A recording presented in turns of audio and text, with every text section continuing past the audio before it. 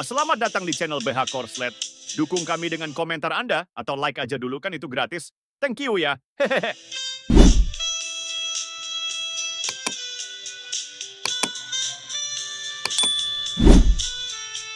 Bab 131. Lin Xuan sangat marah, dan dia masih merasa tidak puas setelah mengucapkan kata-kata ini.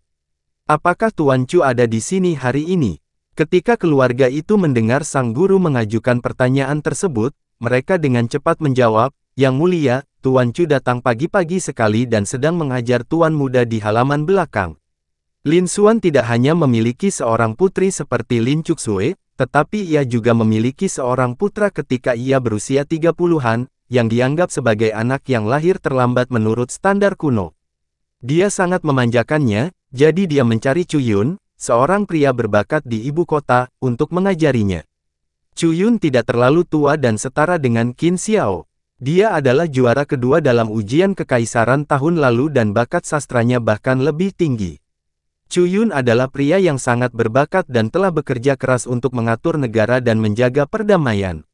Silakan minta Tuan Chu untuk datang. Saya punya sesuatu yang perlu dia lakukan untuk saya. Tak lama kemudian, keluarga itu mengundang Chu Yun ke aula. Lin Xuan tersenyum dan kata-katanya penuh hormat. Chu Yun tahu dalam hatinya bahwa meskipun dia menjadi juara kedua tahun lalu, pada analisis akhir, tanpa jabatan resmi yang nyata, dia tidak akan memiliki wadah untuk menampilkan bakatnya. Lin Xuan memegang jabatan dan kekuasaan tinggi di Departemen Layanan Sipil. Jika ada yang bisa membantunya, tidak akan menjadi masalah baginya untuk mendapatkan jabatan. Melihat Tuan Lin begitu hormat dan rendah hati hari ini, jelaslah bahwa dia memiliki sesuatu untuk ditanyakan kepadanya. Dalam hal ini, akan lebih baik baginya untuk menjelaskan semuanya terlebih dahulu. Tuan Lin, jika Anda memiliki sesuatu untuk ditanyakan, silakan saja. Saya, Chu Yun, bersedia melayani Anda. Ini adalah tipikal orang pintar yang berbicara langsung, dan Lin Xuan merasa lega. Tuan Chu, saya punya surat untuk Anda baca terlebih dahulu. Surat itu ditulis oleh Qin Xiao. Ketika Chu Yun mendengar bahwa itu adalah surat dari Qin Xiao Xian, dia buru-buru mengambil dan membacanya, dan dia tertawa terbahak-bahak di tengah bacaan. Tuan Chu, sepertinya Anda dan saya memiliki pendapat yang sama. Awalnya saya berpikir untuk membiarkan Qin Xiao mengikuti ujian untuk menemukan bakat sastra menantu laki-laki saya, tetapi hasilnya seperti ini. Apa yang tertulis di surat itu benar-benar keterlaluan. Aku ingin memintamu untuk bersusah payah pergi dan membantuku mencari tahu apa yang aneh tentang Qin Xiao. Tentu saja, Tuan Chu adalah orang yang berkarakter tinggi dan memiliki jiwa orang-orang kuno. Saya benar-benar dapat mempercayainya. Silakan periksa juga menantu saya untuk melihat apakah dia benar-benar dewa sastra. Kedua kalimat ini sudah sedikit menggoda. Chu Yun tersenyum dan berkata, beraninya aku melanggar perintah Tuan. Aku pasti akan memenuhi misi kali ini. Meskipun Lin Xuan adalah pejabat yang baik dengan catatan bersih, ia juga memiliki kekurangan.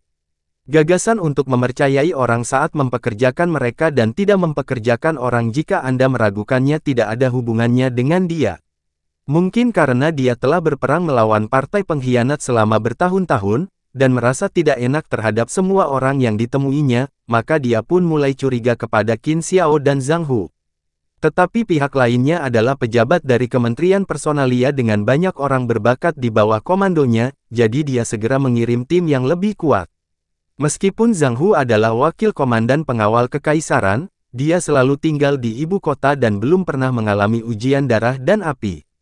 Bakat Qin Xiao terkenal, tetapi dalam analisis akhir, pemenang tempat ketiga tidak sebaik pemenang tempat kedua, dan ini tidak diragukan lagi. Tak lama kemudian, Zhao Long dan Chu Yun membawa beberapa pengikut dan berangkat menuju kota kabupaten kecil. Bagaimanapun, Lin Xuan adalah pejabat tinggi, jadi dia meminta kuda-kuda pos resmi untuk selalu siap sedia.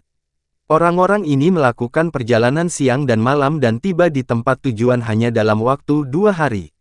Ketika kedua orang ini datang, tidak seorang pun menyambut mereka, tetapi Qin Xiao dan Zhang Hu diberitahu dan menyambut mereka lebih awal di Sili Changting. Orang-orang ini pernah bertemu satu sama lain sebelumnya dan mempunyai beberapa persahabatan, jadi setelah bertemu, mereka tidak menyembunyikan apapun dan mengatakan yang sebenarnya kepada satu sama lain. Zhao Long adalah orang yang paling mudah tersinggung. Dia bertanya dengan suara teredam, "Zhang Hu, surat sampah macam apa yang kamu tulis?" Tuan Lin menunjukkannya kepadaku. Mereka mengatakan orang ini adalah dewa sungai yang turun ke bumi dan merupakan perenang yang luar biasa. Apakah Anda yakin Anda tidak salah? Tahukah Anda bahwa orang ini hampir tenggelam beberapa bulan yang lalu? Zhang Hu tersenyum pahit, dia tahu dalam hatinya bahwa dia mungkin telah kehilangan kredibilitasnya di hadapan Tuan Lin. Kalau tidak, apakah dia akan mengirim Zhao Long? Tetapi bagaimanapun juga, Zhang Hu adalah orang yang tenang dan tertutup, serta bersikap pragmatis dalam segala hal yang dilakukannya, jadi wajar saja jika dia mengatakan kebenaran. Jenderal Zhao, semua yang saya katakan dalam surat beberapa hari yang lalu itu benar. Bukan hanya saya yang melihatnya, tetapi Qin Xiao juga ada di sana, dan Lin Huaisan, putra Tuan Lin, juga melihatnya. Orang ini bermain air di tepi sungai setiap hari. Aku kira kamu bisa melihatnya jika kamu pergi ke sana sekarang. Jika kamu tidak percaya apa yang aku katakan dalam surat itu, mari kita pergi ke sungai dan melihat sendiri. Zhang Hu bersikap baik kepada orang lain. Meskipun dia tahu bahwa Zhao Long bukan lagi seorang jenderal dan hanya seorang pengawal keluarga Lin, dia tetap berbicara kepadanya dengan penuh rasa hormat. Zhao Long sangat mengenal Zhang Hu dan mereka adalah sahabat yang saling menghargai. Dia tahu bahwa sahabat lama ini tidak akan pernah berbohong. Dia tersenyum dan berkata, "Bagaimana mungkin aku tidak percaya apa yang kau katakan? Sekarang kau sendiri yang tidak percaya. Karena aku di sini, aku akan menanggung beban ini mulai sekarang." Maksud dari Tuan sangat jelas, yaitu, kita di sini untuk memisahkan kita berdua. Tidak ada gunanya mengatakan apa-apa lagi. Mari kita undang Liang itu besok untuk melihat sendiri. Tiga orang lainnya saling memandang. Mereka semua tahu bahwa mantan Jenderal Zhao itu tegas dan efisien dalam tindakannya. Meskipun sekarang dia hanya seorang penjaga keamanan, dia tetap memegang keputusan akhir. Beberapa orang masih tinggal di rumah Lin Xiantang. Seorang anggota keluarga mengirim surat kepada Liang, mengatakan bahwa mereka ingin menemuinya di Baisazu keesokan paginya. Liang tidak dapat menahan rasa terkejutnya saat menerima surat itu. Meskipun dia adalah kerabat keluarga Lin, dia tidak memiliki kontak dengan mereka setiap hari. Apa yang terjadi hari ini? Mereka benar-benar mengirimkan surat undangan dengan cara yang sangat serius. Mungkin ada sesuatu yang mencurigakan di sini. Baisazu adalah tempat yang sangat istimewa. Tempat ini merupakan oasis yang terbentuk dari sungai. Tempat ini memiliki area yang luas dan terdapat paviliun yang dibangun di atasnya. Satu-satunya cara untuk sampai ke sini adalah dengan perahu atau berenang, karena sungai di kedua sisinya bergolak dan perahu kayu dinasti Zhou sangat terbelakang, jadi akan butuh usaha untuk sampai ke sini. Kebetulan Niu Er duduk di sebelah mereka. Melihat ekspresi Liang yang tidak yakin, dia mengambil surat itu dan melihatnya. Kali ini dia tidak lagi tenang. "Tuan Liang, Anda tidak bisa pergi ke Baisazu dengan mudah. Sungai di kedua sisinya berarus deras. Biasanya lebih aman pergi ke sana pada musim gugur dan musim dingin. Sekarang sudah akhir musim panas, dan hujan turun selama 2 hari berturut-turut. Sungainya meluap. Apa yang kamu lakukan di sana pada waktu seperti ini? Bukankah itu hanya mencari masalah?" Ditambah lagi, tim keamanan melaporkan bahwa 2 kelompok orang datang dari ibu kota satu demi satu dan tinggal di rumah Lin Xiantang. Apakah mereka akan menyakitimu? Liang ragu-ragu sejenak dan berkata, "Bagaimanapun, ini adalah keluarga Cuksue. Mereka dengan tulus mengundang kita. Tidak sopan jika tidak pergi. Tapi, kalian tidak boleh berniat menyakiti orang lain, tetapi kalian harus waspada terhadap orang lain." 30 anggota tim keamanan itu sudah pandai berenang. Jika saatnya tiba, mereka akan berenang dan bersembunyi di balik semak-semak di tepi sungai. Mereka akan mengikuti instruksiku. Intuisi Liang yang bagaikan binatang buas sangatlah akurat. Perjalanan ke Baisazu benar-benar seperti perjamuan Hongmen. Perjamuan Hongmen melambangkan bagaimana licik dan berbahaya seseorang bisa menyerang orang lain dengan cara yang terselubung. Bab 132.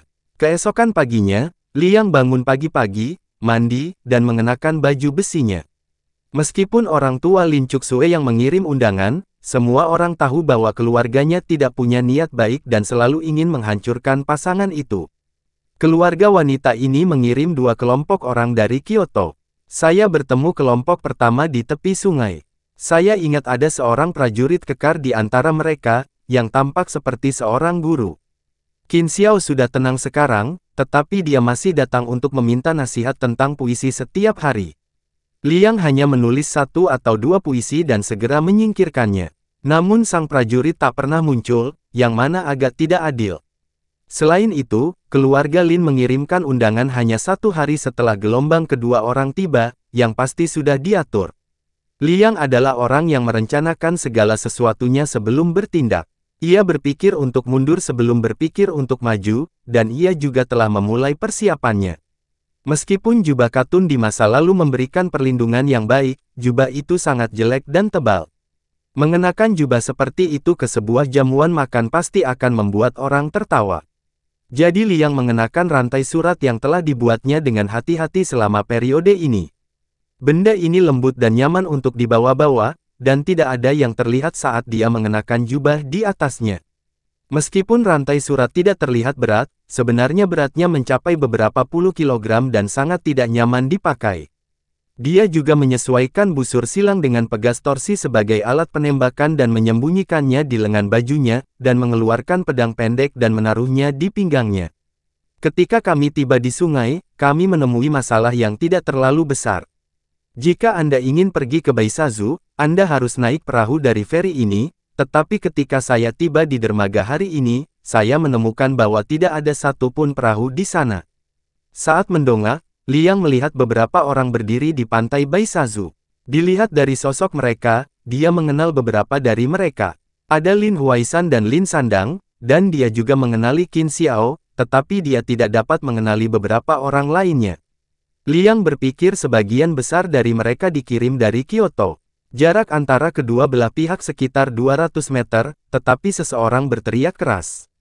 Liang, ku dengar kau perenang yang hebat. Aku khawatir sungai kecil ini tidak akan mampu menghentikanmu. Pemilik perahu tiba-tiba jatuh sakit di Baisazu dan tidak dapat mengarahkan perahu kembali ke tempat semula. Berenanglah ke sini. Tuan Lin sudah menunggu di pantai meskipun cuaca dingin. Apa yang Anda tunggu, Tuan Li? Masuklah ke dalam air. Zhao Longlah yang berteriak. Meski jarak mereka sangat jauh, Liang bisa mendengarnya dengan jelas. Suara orang itu sangat keras, terdengar seperti lonceng, penuh energi, dan Anda bisa tahu bahwa ia terampil dalam kungfu. Sungguh tidak adil jika Anda memberi peringatan kepada diri sendiri sebelum kedua belah pihak bertemu. Sekalipun Liang adalah perenang yang hebat, jika dia berenang menyeberangi sungai dan sampai ke daratan seperti tikus yang tenggelam, itu akan menjadi kehilangan muka yang besar. Tetapi jika dia tidak berenang, pihak lain akan hanya berdiri di sana dan berteriak, yang membuat dia tampak tidak sopan. Pada saat ini, beberapa kepala terlihat mengambang di air dan segera datang ke pantai. Mereka adalah New Air dan 8 Fajra. Tim keamanan menyediakan layanan yang nyaman. Jika Anda ingin menyeberangi sungai, biayanya hanya 2 koin tembaga. Tuan Cendikiawan, jangan ragu untuk menghabiskan sedikit uang ini. Ayo naik. Dia melihat sekelompok orang ini sedang menyeret papan kayu berbentuk gelendong yang panjangnya lebih dari 2 meter dan lebarnya setengah meter. Kelihatannya tidak jauh berbeda dengan papan selancar. Faktanya, memang seperti itu. Liang sangat suka bermain-main. Mengetahui bahwa muara hanya beberapa mil di hilir, dia membuat papan selancar. Karena dia harus pergi ke Baisazu kali ini, dia meminta New Air dan gengnya untuk menemaninya. Dia berencana untuk pergi ke pantai setelah janji temu untuk melihat-lihat dan mengingat kenangan indah berselancar di kehidupan sebelumnya. New Air adalah orang yang sangat cerdas. Ketika ia melihat orang-orang ini mempersulit sarjana tersebut, ia langsung mendapat ide dan muncul dengan ide cemerlang. Orang-orang ini memanggul papan selancar dengan mantap di pundak mereka dan berlutut dengan satu kaki dengan hormat di hadapan sang cendikiawan. Angin kencang di tepi sungai meniup pakaian putih Liang ke belakang. Di bawah tatapan semua orang, dia melangkah ke papan selancar. Bangkit, kesembilan pria itu semuanya pria yang kuat dan tegap. Dengan sedikit usaha, mereka mengangkat Liang dan papan selancar itu dengan mantap di pundak mereka. Tidak jauh di dalam air, 9 orang melangkah ke air secara serempak, berusaha menjaga papan selancar tetap stabil. Faktanya, tidak peduli seberapa keras Anda berusaha menjaga stabilitas, bagaimanapun juga, Anda berada di dalam air, dan kebanyakan orang akan tersandung dan jatuh ke dalam air. Namun, Liang adalah seorang atlet dan ahli selancar. Dia selalu menjadi peselancar di lautan yang ganas. Apa arti gelombang kecil ini baginya? Aku melihatnya dalam pakaian putih berkibar-kibar, seakan-akan dia berjalan di udara, menginjak ombak, persis seperti seorang abadi. Orang-orang di seberang tercengang, mata mereka lebih besar dari buah plum, tidak seorang pun dapat membayangkan bahwa Tuan Li ini memiliki kemampuan seperti itu. Sastrawan lain bagus-bagus saja, tetapi Zhang Hu dan Zhao Long keduanya adalah master. Namun, mereka berdua diam-diam mempertimbangkannya dalam hati dan menyadari, sekalipun mereka memiliki kuda-kuda yang mantap, hendaknya mereka tetap berdiri kokoh di atas papan kayu kecil ini, dan itu hanyalah angan-angan. Tidak butuh waktu lama bagi Niu Er dan 8 Vajra untuk membawa Liang ke pantai di seberang. Terima kasih atas 2 koin tembaga itu. Aku tidak akan menipumu, tua maupun muda. Niu Er memaksakan keadaan hari ini, dan demi mendapat kepercayaan rakyat, dia berpura-pura tidak memihak. Liang hanya tersenyum dan tidak berkata apa-apa, mengeluarkan 2 koin tembaga dari lengan bajunya dan memasukkannya ke tangan Niu Er. Niu Er menerima 2 koin tembaga itu dengan wajah serius, lalu berbalik dan memimpin anak buahnya masuk ke sungai lagi, berenang ke seberang sambil mengeluarkan suara berderak. Lin Huaishan tertegun dan bergumam pada dirinya sendiri, 9 pria besar berjuang untuk waktu yang lama dan mendapatkan 2 koin tembaga. Apakah ini cukup untuk dimakan? Liang tidak peduli dengan semua ini. Hari ini adalah hari yang menyenangkan baginya dan dia mulai menyapa semua orang. Zhang Hu dan Zhao Long terkejut dengan kemampuan Liang dan menjadi lebih sopan dalam perkataan mereka. Qin Xiao bahkan berubah menjadi penggemar kecil dan mengeluarkan puisinya untuk meminta nasihat. Chu Yun melihat segalanya dari samping, jadi dia tentu saja sangat berhati-hati. Dapat dilihat bahwa Liang benar-benar memiliki keterampilan yang nyata. Dilihat dari prestasinya yang luar biasa saat menyeberangi sungai dengan pakaian putih tadi, tidak berlebihan jika dikatakan bahwa kemampuan ini diajarkan oleh para dewa. Tetapi kemampuan adalah kemampuan, dan bakat sastra adalah bakat sastra. Hari ini, kita harus menggunakan jalan yang mulia dalam memerintah negara dan menjaga perdamaian untuk membuat Liang ini merasa malu. Bab 133. Lin Xiantang telah lama memandang Liang secara berbeda, dan melihat pemandangan ini hari ini, sikapnya bahkan lebih berbeda dari sebelumnya. Meskipun Liang berdiri sangat mantap di papan selancar, air sungai mengalir deras dan membasahi sepatu dan ujung papan selancarnya. Orang tua itu segera memerintahkan para pembantunya untuk mengeluarkan pakaian-pakaian yang disimpan di balkon dan membantu pemuda itu berganti pakaian, lalu mengumumkan dimulainya jamuan makan. Setelah semua orang duduk di meja, mereka awalnya hanya mengobrol santai, tanpa fokus. Namun setelah 3 putaran anggur dan 5 hidangan, Chu Yun mulai mencari masalah. Liang, kudengar kau mencoba bunuh diri dengan cara menenggelamkan diri beberapa bulan yang lalu, tetapi itu adalah berkah tersembunyi bahwa kau diajari oleh seorang yang abadi. Ini benar-benar alasan untuk merayakannya. Saya mendengar dari Zhang Hu bahwa Anda adalah perenang yang hebat, bagaikan dewa sungai. Hari ini saya melihat Anda menyeberangi sungai dengan pakaian putih, sungguh menakjubkan. Liang hanya tersenyum dan mengangguk, namun ia berpikir dalam hati, pertama-tama kau memujiku, kemudian kau akan mencari-cari kesalahanku. Seperti yang diharapkan, Chu Yun mengubah topik pembicaraan, meskipun kemampuan ini benar-benar ajaib, kita para sarjana pada akhirnya harus menguasai dunia dengan bakat kita sendiri. Saya sudah lama mendengar bahwa keluarga Li dulunya terkenal dan memang menteri yang baik dalam memerintah negara. Sebagai keturunan keluarga Li, saya ingin tahu apa pandangan Liang tentang memerintah negara. Ini adalah pertanyaan yang sangat besar. Kata-kata, memerintah suatu negara, mudah diucapkan, tetapi sebenarnya rumit dan merupakan hal tersulit di dunia. Tanpa diduga, setelah mendengar ini, Liang langsung berbicara panjang lebar. Dia memulai dengan keuangan dan memperkenalkan definisi istilah keuangan seperti sistem buku emas kepada Chu Yun. Kemudian ia memulai dari struktur ekonomi dinasti Zhou dan mengemukakan banyak wawasan yang melampaui zamannya. Terakhir, berbagai rencana reformasi kebijakan baru di bawah sistem monarki disebutkan, dan bahkan kelemahan sistem feodal pun disebutkan. Liang cukup senang mendengarnya, tetapi orang-orang di sekitarnya saling memandang dengan bingung. Ada yang terkejut, ada yang bingung, dan ada yang bahkan tertidur. Lin Sandang dan Lin Huaisan hanyalah pengusaha lokal.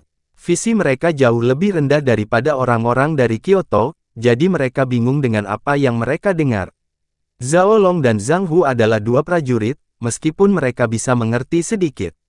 Namun, ada kesenjangan besar antara dinas sipil dan dinas militer. Sering kali mereka bingung, tidak tahu apa yang dikatakan orang lain, tetapi mereka merasakan otoritas di hati mereka. Hanya ada dua orang di sini yang dapat memahaminya, mereka adalah Qin Xiao dan Chu Yun. Keduanya adalah pemuda luar biasa di dinasti Zhou besar dan dapat dianggap sebagai tokoh teratas. Terutama Chu Yun memiliki ambisi yang tinggi dan selalu berjiwa wirausaha serta berambisi untuk menghidupkan kembali dinasti Zhou besar. Ketika dia mendengar apa yang dikatakan Liang tentang reformasi kebijakan baru, matanya bersinar dengan cahaya yang menyala-nyala. Orang di hadapanku ini bukan sekedar seorang ulama, dia adalah seorang wali. Menghadapi banyaknya kelemahan dinasti Zhou besar, Chu Yun telah merenung dan berpikir keras, mencoba menemukan jalan politik baru untuk reformasi, tetapi tidak berhasil. Namun siapa sangka ucapan Li yang bagaikan kacang yang keluar dari tabung bambu, dia menyebut ratusan kebijakan reformasi saja. Tidak hanya itu, ia juga secara jelas menganalisis pro dan kontra setiap kebijakan reformasi, dan bahkan menjelaskan dampak kebijakan tersebut beberapa dekade setelah penerapannya. Sebenarnya, ini bukanlah hal yang mengejutkan. Jika Anda bertanya kepada mahasiswa jurusan sejarah, mereka semua pasti sudah hafal semua hal ini. Namun menurut Chu Yun, Liang di depannya tahu apa yang akan terjadi 500 tahun yang lalu dan 500 tahun kemudian, sama seperti Kaisar Langit yang Maha Kuasa. Sebelum ia menyadarinya, keringat dingin mengucur di wajah si juara kedua ini, wajahnya memucat, dan tubuhnya mulai sedikit gemetar. Qin Xiao melihatnya dengan jelas dari samping dan merasakan hal yang sama. Beberapa hari yang lalu, dia mengikuti lomba puisi di Menara Songyue, dan dia melihat Liang menulis 100 puisi di setiap langkahnya. Dia kira dia tidak jauh berbeda dengan Chu Yun. Liang berbicara selama hampir 1 jam sebelum dia merasa mulutnya kering dan akhirnya dia berhenti. Oh, sementara kita membicarakannya, makanannya sudah dingin. Liang berkata dengan sedikit malu, aku hanya memberikan dasar-dasar dari apa yang diajarkan oleh Dewa Abadi kepadaku. Kita bisa membicarakannya lain waktu. Setelah Liang selesai berbicara, dia mengambil sumpit dan ingin mengambil beberapa makanan, tetapi dia melihat bahwa Chu Yun sudah berdiri, mengangkat tangannya di atas kepalanya, dan kemudian membungkuk ke tanah. Saudara Li memang seorang jenius yang langka. Saya malu karena tidak mengenali orang hebat itu. Saya sebenarnya meragukan kata-kata Qin Xiao. Mulai hari ini, aku bersedia mengikutimu, Saudara Li. Aku akan senang menjadi pelayanmu.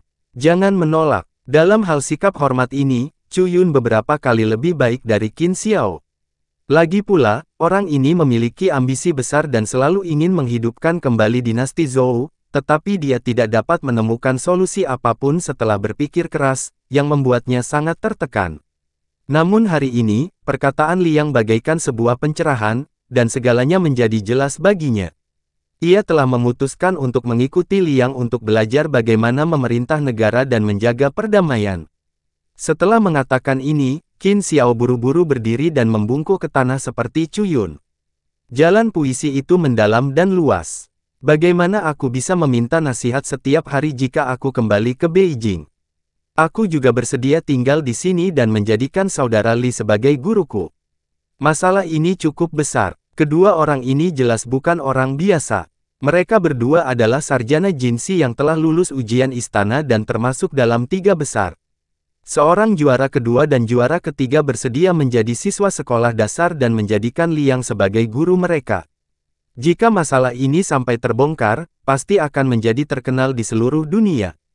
Liang terkejut. Dia hanya membaca beberapa akal sehat sejarah, tetapi dia tidak menyangka keduanya akan bereaksi begitu kuat. Jika Anda benar-benar menerima kedua orang ini sebagai murid Anda, itu akan menjadi tabu besar. Pada dinasti kuno dengan sistem ujian kekaisaran, mereka yang mampu mengikuti ujian istana secara kolektif disebut murid kaisar, artinya kaisar adalah guru bagi orang-orang tersebut. Liang hanya seorang sarjana. Bukankah ini seperti bersaing dengan kaisar untuk mendapatkan bakat? Apa yang akan terjadi jika berita itu tersebar? Ia pun segera berkata, "Yah, kita bersahabat lewat sastra, tak ada perbedaan antara guru dan murid, kita hanya saling bertukar dan belajar." Yah, saya mendapat sejumlah uang dari membuka menara Song Yue. Bos lama kami berkata bahwa pengusaha juga harus patriotik dan berkontribusi kembali kepada masyarakat. Jadi saya ingin membuka sekolah dan menyediakan pendidikan wajib 9 tahun. Kalian berdua adalah talenta terkenal di ibu kota, dan saya harap kalian bisa datang dan menduduki jabatan itu. Bukankah luar biasa jika kita bisa berkomunikasi lebih sering di hari kerja, berdiskusi tentang sastra dan filsafat, serta menggunakan puisi untuk menghibur diri? Qin Xiao dan Chu Yun saling berpandangan dan berkata serempak, "Mari kita lakukan apa yang dikatakan Saudara Li." Kami setuju. Bab 134. Ide Liang untuk mengelola sekolah bukanlah inspirasi yang datang tiba-tiba, tetapi hasil pertimbangan yang matang. Angka buta huruf pada dinasti Zhou sangat tinggi.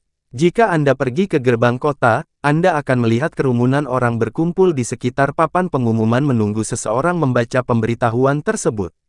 Jika kita mendirikan sekolah dan menyediakan pendidikan wajib 9 tahun, orang-orang berbakat akan muncul seperti jamur setelah hujan.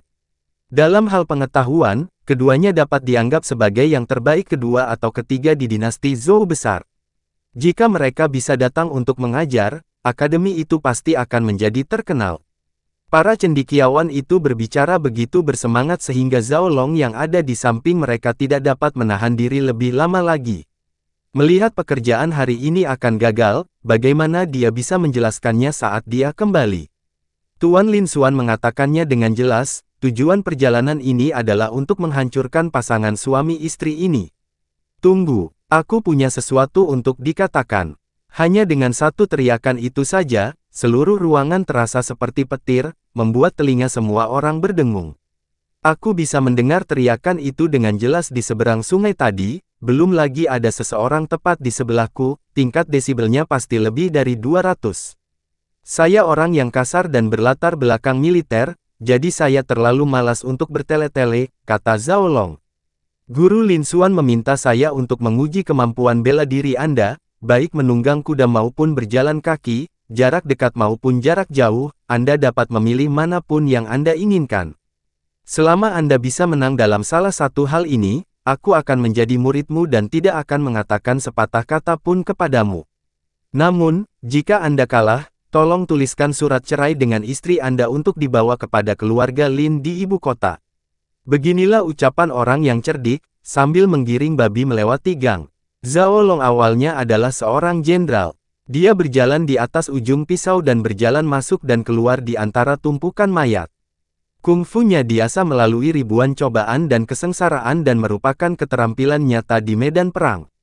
Wajah Zhao Long muram, dan dia merasakan hal yang sama seperti Ming Jing di dalam hatinya. Jika bukan karena Tuan Lin Xuan, dia sudah lama dijebloskan ke penjara atas kejahatan yang dilakukannya. Mengambil uang dari orang lain dan membantu mereka terhindar dari bencana, tidak peduli apakah Liang memiliki kemampuan atau tidak, masalah pemutusan hubungan pasangan telah diputuskan. Sambil berbicara, Zhao Long sudah berjalan keluar dari aula dan tiba di halaman luar dalam beberapa langkah. Halaman ini dibangun oleh Lin Xiantang dengan biaya yang besar. Dindingnya tinggi dan ditutupi ubin hijau, dan tanahnya ditutupi pasir sungai putih yang dikumpulkan secara lokal. Jelaslah bahwa mereka datang dengan persiapan yang matang. Ada rak senjata di halaman, busur dan anak panah serta target ditumpuk di satu sisi, dan ada 2 kuda perang berlari kencang dan melolong. Sepertinya mereka mencoba memaksakan sesuatu pada Liang. Tidak peduli apakah Liang setuju atau tidak, pertandingan bela diri akan tetap berlangsung hari ini. Liang, katakan saja padaku apa yang bisa kau lakukan, aku akan melakukannya. Zhao Long adalah petarung serba bisa dalam seni bela diri, pada dasarnya tidak memiliki kelemahan, dan dapat membiarkan Liang memilih cara bertarungnya. Liang tersenyum tipis dan berkata, konon katanya senjata tidak punya mata, jadi lupakan saja soal pisau dan senapan. Yang pasti, saya adalah menantu keluarga Lin, dan kalian semua adalah tamu. Jika itu tidak mungkin, tidak menarik. Bagaimana kalau begini, Jenderal Zhao dan aku akan bertarung satu sama lain untuk mendapatkan satu batang dupa. Kita bisa berhenti saat sudah selesai dan menghindari saling menyakiti. Ketika mereka mendengar bahwa mereka akan bertanding dengan Zhao Long dalam tinju, wajah Qin Xiao dan Chu Yun berubah. Mereka berdua tahu bahwa Jenderal Zhao sangat pandai bertinju. Jenderal kavaleri biasa jarang berlatih bela diri, karena ketika dua pasukan sedang bertempur, semua orang mengenakan baju zirah dan hanya menggunakan senjata yang dapat mematikan. Namun, keterampilan tinju dan tendangan Zhao Long diwarisi dari keluarganya dan dapat dianggap sebagai seni bela diri tradisional tertua. Mereka jauh lebih kuat dari prajurit lainnya. Mengandalkan kebugaran fisiknya yang kuat, 4 atau 5 orang dengan fisik yang sama bukanlah tandingannya. Ini benar-benar menabrak tembok. Zhang Hu takut Zhao Long mungkin secara tidak sengaja melukai pria itu, jadi dia berbisik, bagaimanapun, dia adalah menantu keluarga Lin, jadi kamu harus berhati-hati saat menyerangnya. Zhao Long hanya mendengus, berjalan beberapa langkah ke kolam di halaman, mengulurkan tangan dan mengambil kerikil. Dia mengembuskan napas dan mengeluarkan suara keras, lalu mengayunkan telapak tangan kanannya kuat-kuat. Terdengar suara, krek, dan kerikil itu pecah menjadi dua bagian. Wajah semua orang yang hadir berubah. Jika kerikil yang keras saja dapat melakukan hal ini kepada seseorang, apakah orang tersebut masih dapat bertahan hidup jika telapak tangan ini mendarat di kepala seseorang? Li Yang, apakah kamu melihat apa yang baru saja kulakukan? Belum terlambat bagimu untuk mengakui kekalahan sekarang, kalau tidak kamu akan terluka dan itu tidak ada gunanya. Mendengar ancaman Zhao Long, Li Yang tertawa terbahak-bahak. Metode membelah kerikil dengan tangan ini sebenarnya merupakan trik bela diri. Pemuda manapun dapat melakukannya asalkan ia menguasainya. Sebenarnya, ini hanyalah permainan mekanik kecil yang memanfaatkan celah antara kerikil dan tanah. Bahan yang keras dan rapuh secara alami akan pecah bila mendapat benturan keras. Itu karena nenek moyang Zhao Long tidak memiliki latar belakang militer, tetapi merupakan pemain pengembara, jadi beberapa trik diwariskan ke generasinya. Akan tetapi, langkah ini sungguh dapat mengesankan semua orang di dinasti Zhou besar. Namun, Li Yang adalah pria modern dan bosan menonton video terkait. Tentu saja dia tahu apa yang sedang terjadi. Jenderal Zhao sungguh hebat, ini adalah telapak pasir besi yang legendaris, bukan? Li Yang berkata sambil tersenyum, saya tidak berbakat, saya ingin belajar satu atau dua hal tentang pertarungan jarak dekat. Sebagai orang modern, hanya ada satu bidang di mana Anda dapat melampaui orang-orang kuno dalam hal pertarungan, yaitu bertarung dengan tangan kosong. Pada era berikutnya, olahraga konfrontatif seperti sanda, pertarungan bebas, Muay Thai, karate, dan lain-lain menjadi populer. Dalam masyarakat beradab modern, hanya olahraga pertarungan yang relatif aman ini yang dapat berkembang. Di bawah operasi modal, kemampuan tempur fisik telah dikembangkan hingga ekstrim. Li Yang adalah seorang taipan bisnis di kehidupan sebelumnya. Ia mencintai olahraga kompetitif dan merupakan pakar utama dalam bidang ini, tidak kalah hebatnya dengan atlet profesional tingkat tinggi. Hari ini, Zhao Long akan mengetahui seberapa tinggi pencapaian manusia di bidang pertarungan tangan kosong. Bab 135. Li Yang yakin akan menang, dan ini sama sekali bukan kesombongan. Dalam kehidupan sebelumnya, Li Yang sangat menyukai olahraga pertarungan dan mencurahkan banyak usaha dan uang untuk itu. Bagi seorang atlet tarung profesional, ia dapat mencurahkan seluruh tenaganya untuk latihan tarung dan memiliki tim profesional yang mendukungnya. Dengan menggunakan rekaman video untuk menganalisis karakteristik lawan secara akurat, ahli gizi dapat menjaga atlet dalam kondisi terbaik. Lamanya latihan harian dan pertarungan dengan atlet profesional, semua ini adalah sesuatu yang tidak mungkin dapat dicapai oleh orang zaman dahulu. Dalam aspek lain, sungguh tidak ada cara yang dapat dibandingkan dengan Jenderal Zhao, tetapi dalam hal pertarungan tangan kosong, dia benar-benar berada pada level yang sangat dahsyat. Li Yang menunjuk ke lengan jubah yang dikenakannya dan berkata sambil tersenyum, aku tidak bisa bertarung dengan pakaian ini. Tolong beri aku kamar yang tenang agar aku bisa mengganti pakaianku. Lin Sandang buru-buru memerintahkan keluarganya untuk membawa Liang berganti pakaian. Padahal tujuannya bukan untuk ganti baju, tapi hanya untuk melepas rantai zirah dan anak panah yang ada di badannya. Tidak lama kemudian, Liang masuk ke halaman mengenakan gaun pendek dengan senyum santai dan nyaman di wajahnya. Jenderal Zhao, tolong. Zhao Long memiliki sifat pemarah, begitu mendengar kata tolong, dia langsung menerjang ke depan, mengayunkan tangan kirinya, dan memukul jantung orang itu dengan tangan kanannya. Kalau dipikir-pikir, langkahnya gesit dan serangannya secepat kilat, sungguh sebuah keterampilan yang hebat. Sayang sekali lawannya adalah Liang. Tampaknya teknik tinju kasar seperti itu jarang terlihat dalam teknik pertarungan modern. Liang tidak dapat menahan diri untuk tidak mengerutkan kening dan bergeser ke samping. Saksikan pertarungannya. Zhao Long merendahkan tubuhnya, menggunakan kaki kirinya sebagai poros, dan menyapukan kaki kanannya bagaikan angin musim gugur yang menyapu dedaunan yang berguguran. Namun Liang hanya meluncur mundur dan menghindarinya dengan mudah. Itu sangat mudah. Ledakan. Saat Zhao Long masih belum stabil, Liang mengayunkan kaki kanannya seperti cambuk dan menendang paha luar Zhao Long dengan keras. Ini disebut sapuan rendah dalam pertempuran modern. Ini adalah teknik kompetisi yang menghabiskan energi fisik lawan dan perlahan-lahan menarik dagingnya dengan pisau. Zhao Long merasakan nyeri yang tajam di pahanya, tetapi dia tidak merasakan apapun. Dia meraung dan menyerbu lagi. Liang bergerak ke sana kemari, mencari kesempatan untuk melancarkan tendangan rendah satu demi satu, setiap tendangan mengenai tempat yang sama. Setelah minum secangkir teh, Zhao Long sudah pincang. Sebenarnya, jika Jenderal Zhao tidak sekuat itu, dia pasti sudah duduk di tanah dan tidak bisa bergerak. Berkat otot dan tulangnya yang kuat, ia mampu bertahan sampai sekarang. Kekuatan sapuan rendah dari atlet petarung modern begitu kuatnya sehingga mereka dapat dengan mudah mematahkan tongkat kayu setebal cangkir teh dengan satu tendangan.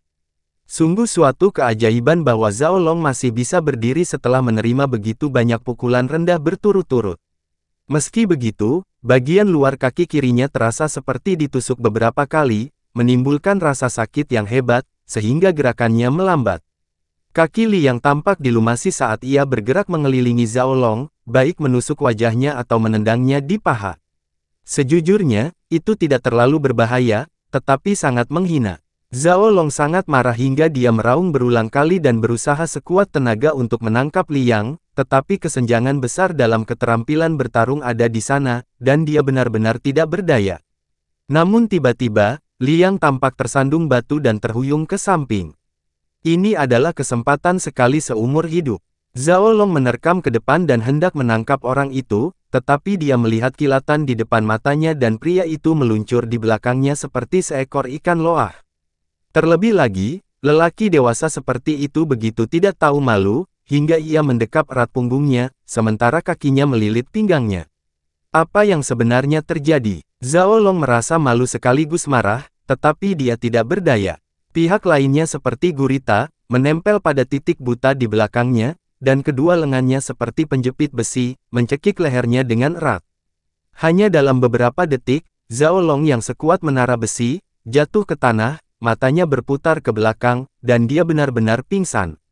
Teknik seperti cekikan telanjang mengandalkan kompresi arteri karotis untuk menimbulkan iskemia serebral, yang merupakan sesuatu yang bahkan tidak dapat ditahan oleh pria terkuat sekalipun. Melihat pria itu memutar matanya, Liang segera melepaskan tangannya, berjalan ke kaki Zhao Long, dan mengangkat kakinya ke dadanya. Ini juga merupakan akal sehat yang seharusnya dimiliki oleh seorang atlet profesional. Membiarkan darah dari kaki mengalir kembali ke otak dapat mempercepat kebangkitan. Benar saja, tidak butuh waktu lama sebelum Zhao Long perlahan membuka matanya.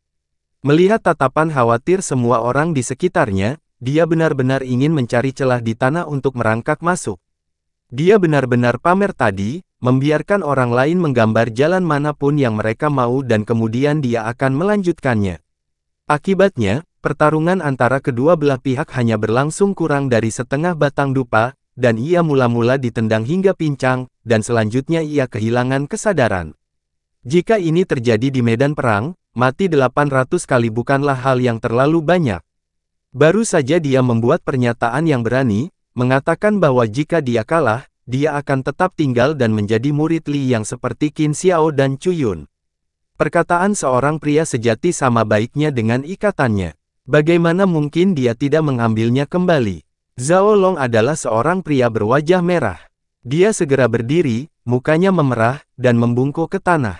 Li Xiukai, kamu benar-benar punya cara yang bagus. Bukannya aku kalah dan kamu mencoba menyelamatkan muka. Dengan keterampilan tinju dan kakimu, kamu pasti bisa mengalahkan siapapun di Kyoto. Karena kamu menang, kamu akan menjadi guruku.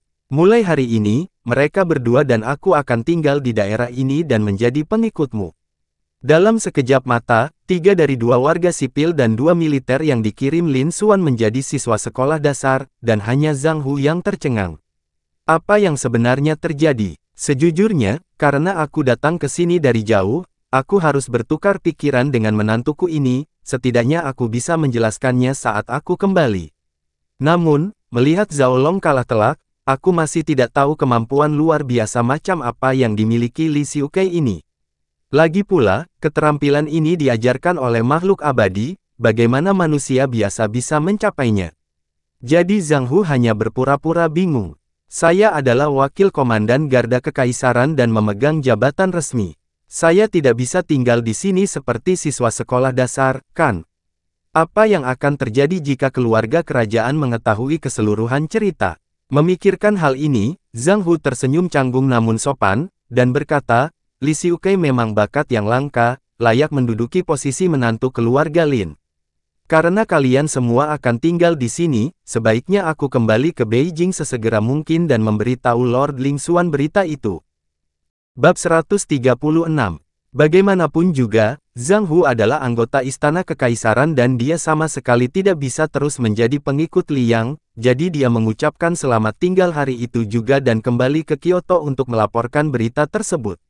Liang bahkan lebih gembira karena memiliki beberapa koneksi kuat yang membantunya. Keesokan harinya, dia membeli sebidang tanah dan mulai membangun banyak gedung. Dengan dukungan penuh dari pabrik pembakaran, halaman dengan dinding putih dan ubin hitam dibangun, dan ruang kelas yang luas didirikan hanya dalam beberapa hari. Liang menamai akademi ini Sekolah Dasar Harapan. Pada masa dinasti Zhou besar, jumlah orang yang melek huruf sangat sedikit, dan sebagian besar penduduknya buta huruf sepenuhnya.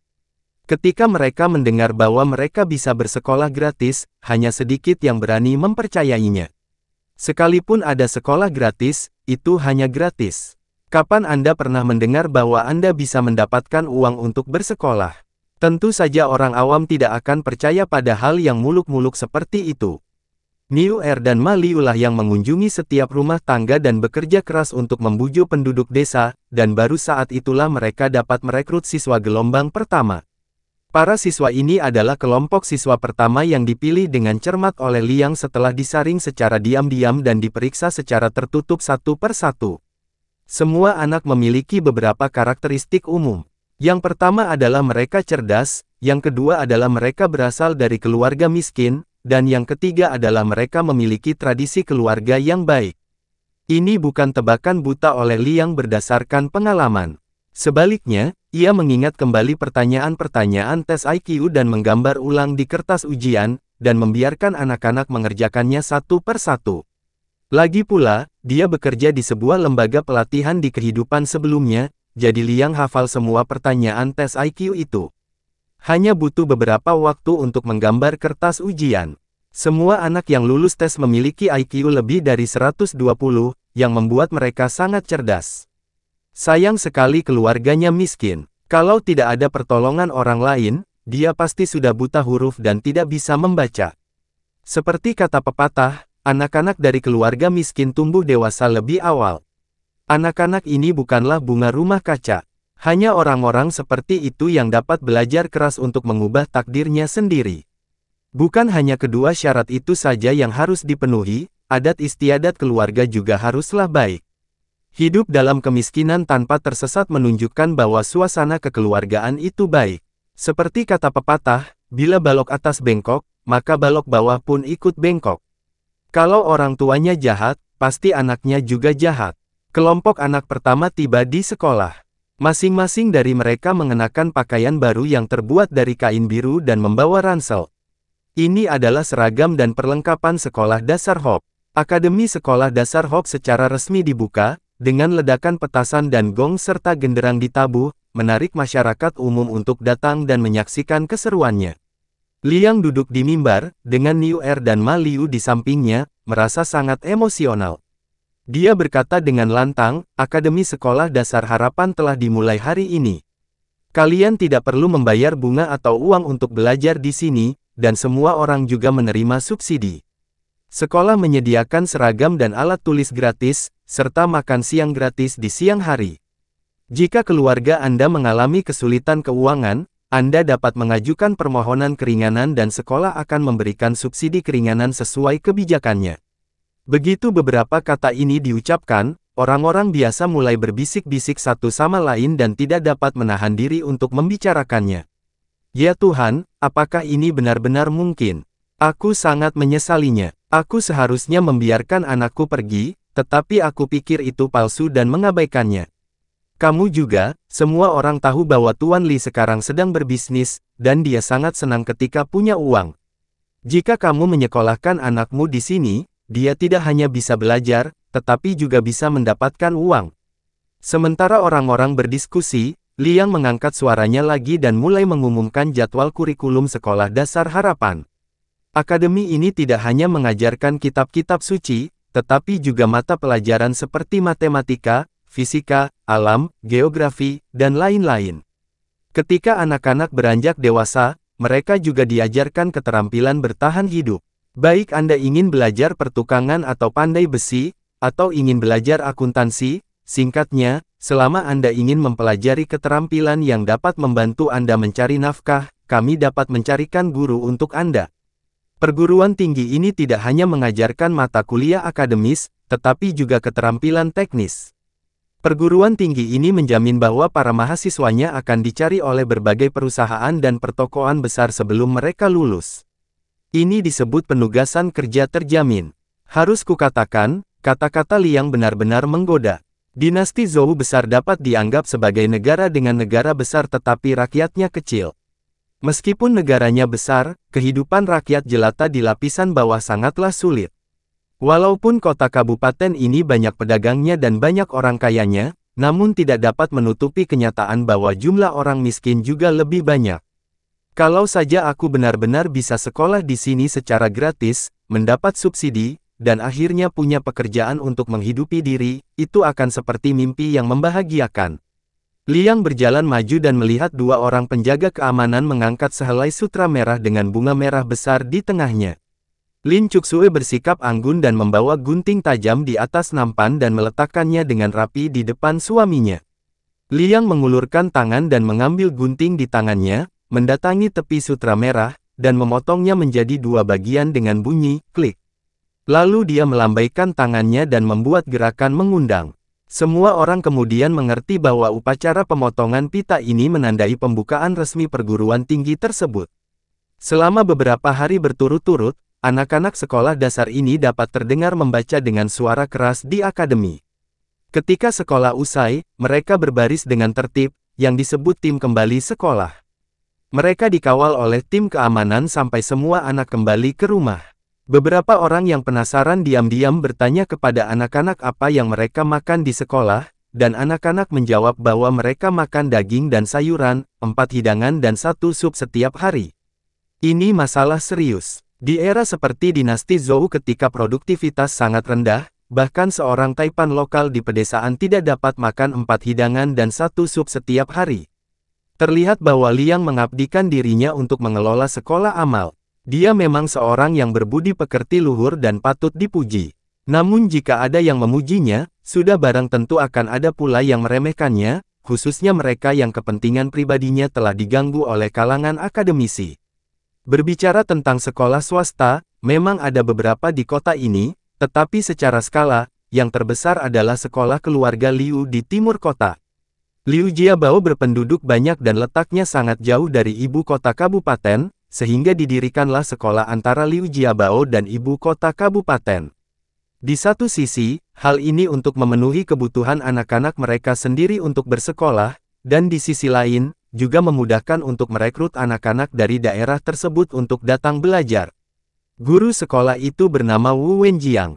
Dia pernah lulus ujian kekaisaran dan memiliki penghargaan yang sangat tinggi atas bakatnya sendiri. Saya mendengar bahwa Liang, seorang sarjana biasa, berani membuka akademi, terutama menawarkan segalanya secara gratis. Bukankah ini sama saja menghancurkan mangkuk nasi miliknya sendiri dan melakukan tindakan balasan? Wu Wenjiang bergegas ke sekolah dasar harapan dengan marah.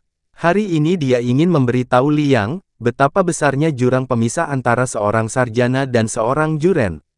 Juren, Hanzi, Juren, adalah gelar akademik dalam sistem ujian kekaisaran Tiongkok.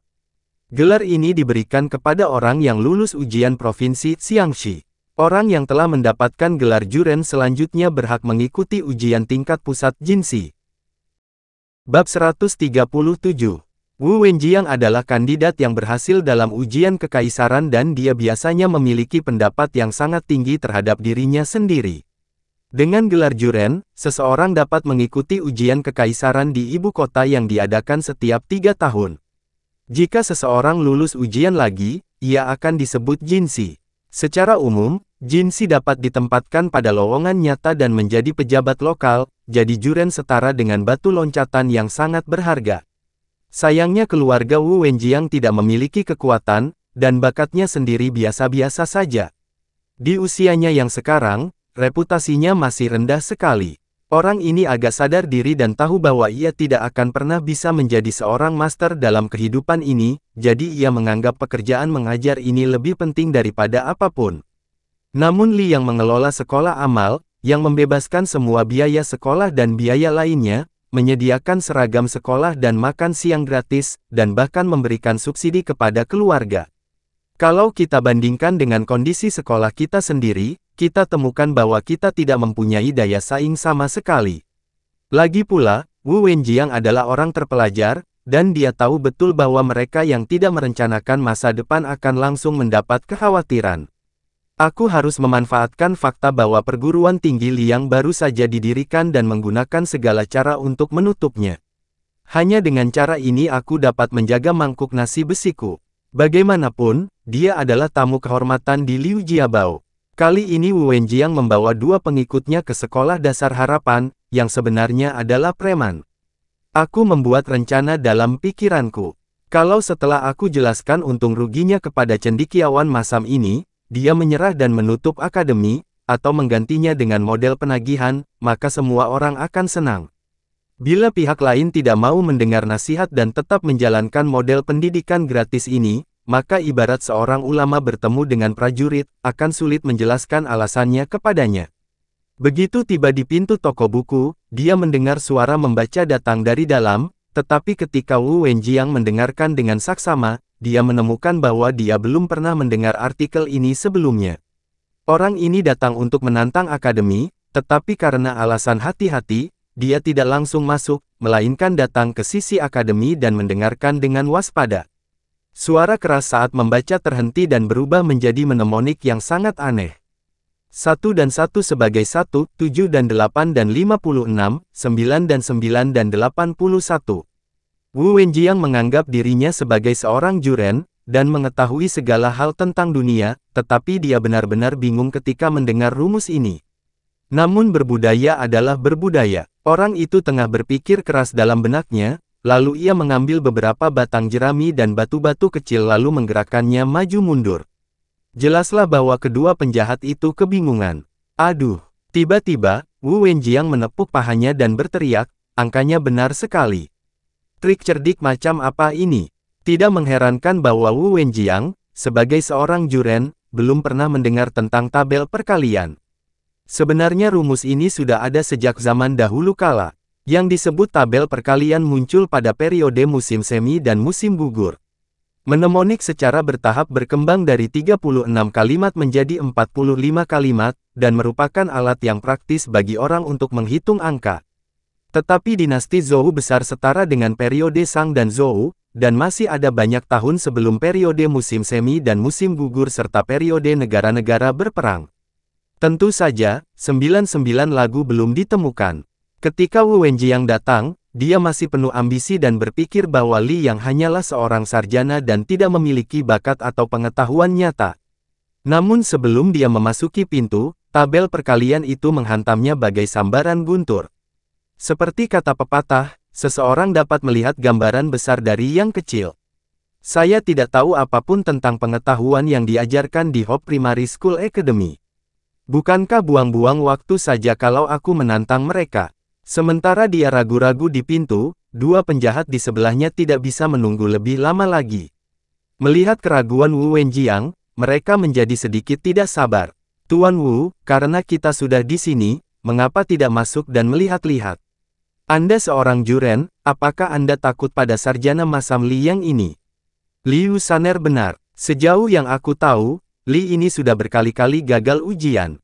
Bagaimana dia bisa menjadi penulis yang baik? Tuan Wu, masuklah dan hajar dia.